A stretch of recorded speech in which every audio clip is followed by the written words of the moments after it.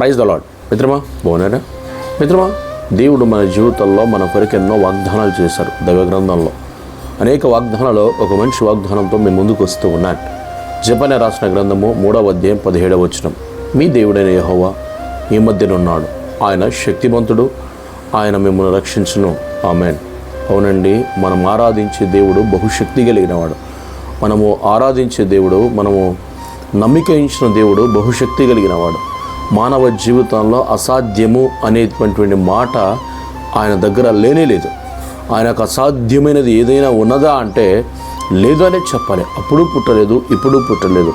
ఆయన దృష్టికి అసాధ్యమైనది ఏదీ లేదు.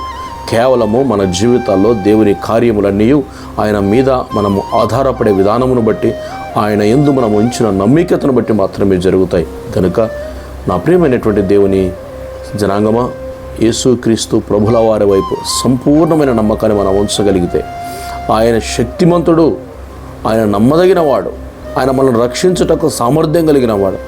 ఆయన మనల్ని రక్షించటానికి తలుపులు తీస్తే దాన్ని వేయగలిగిన వాడు ఎవడు లేడు. ఆయన మనల్ని విడనాడడానికి తలుపులు తీస్తే దాన్ని తీయగలిగిన వాడు ఎవడూ లేడు.